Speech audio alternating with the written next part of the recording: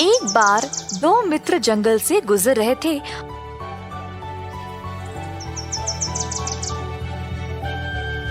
और रास्ते में उनको एक बाघ की खाल मिला। उन्होंने उसको उठाया और सोच रहे थे कि इससे पैसे कैसे कमाएं। अलग अलग योजनाएं के बारे में सोचने लगे, परंतु उनके दिमाग में कुछ नहीं आया, केवल एक ही विचार जिसने उनको लोगों को बेवकूफ बनाना पड़े। अंत में उन्होंने एक योजना बनाई और एक दूसरे से वादा किया कि अगर कुछ भी गड़बड़ हुआ तो वे एक दूसरे की मदद करेंगे।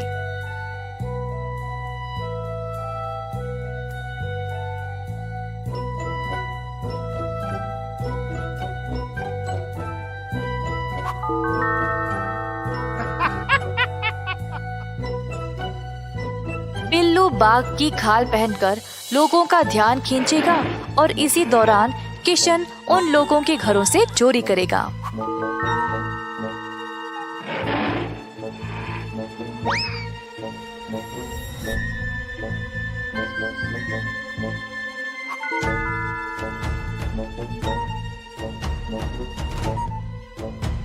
दोनों दोस्त यह काम आराम से करने लगे। बहुत सारे घरों से चोरी की और दोनों को अपने आप पर बहुत गर्व महसूस होने लगा। उनको लगा कि एक दिन वे बहुत अमीर बन जाएंगे। जल्द ये उनकी एक आदत बन गई।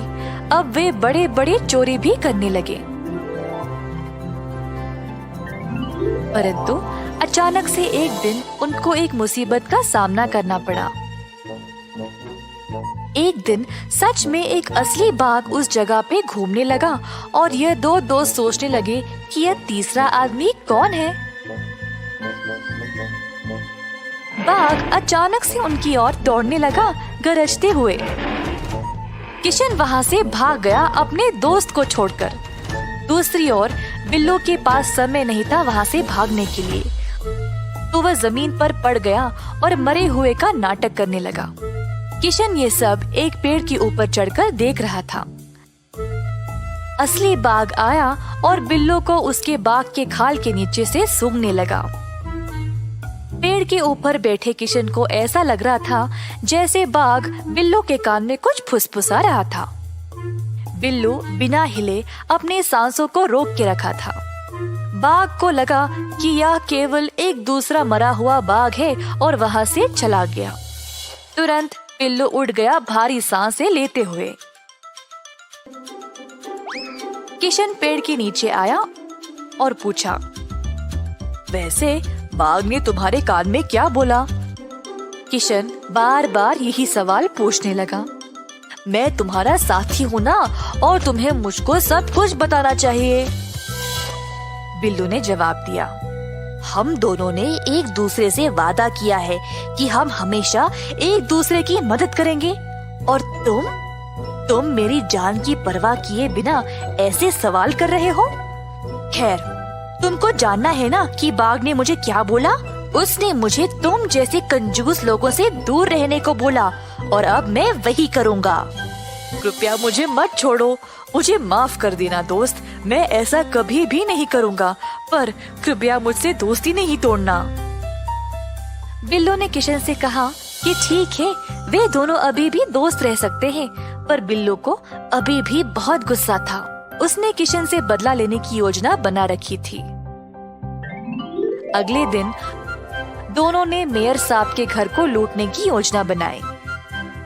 इस बार बिल्लू ने किशन को बोला बाघ की खाल पहनने के लिए।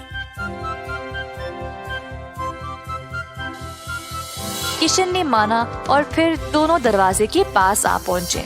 तुम अंदर जाओ, मैं इधर नजर रखूंगा। ठीक है, अगर कोई आएगा तो मुझे तुरंत बताना। किशन चुपचाप से अंदर गया और सारा सोना पैसा चोरी करने लगा। इसी दौरान बिल्लू ने दूर से मेयर साहब को वापस आते हुए देखा। बिल्लू बदले के लिए इसी मौके का इंतजार कर रहा था। वह घर के पीछे गया और अपने जेब से एक घंटी को निकाला। घंटी को वह जोर जोर से एक लकड़ी के साथ मारने लगा, शोर मचाने। जब मेयर साहब ने देखा कि आवाज उनकी घर से आ रही है, तो वह जल्दी घर की ओर दौड़े। दरवाजा खोला तो बाघ को देखकर डर गए। किशन ने भागने की कोशिश की, परंतु जब उसने कूदा तो उसकी बाघ की खाल एक कील में अटक गई और उसका असली रूप सामने आ गया। मेयर साहब ने तुरंत किशन को पकड़ लिया और अंत में उसको जेल की सलाखों के पीछे डाल दिया। इस कहानी से हम ये सीखते हैं कि कभी भी अपने दोस्त से धोखा ना करें और उससे किया गया वादा ना तोड़े।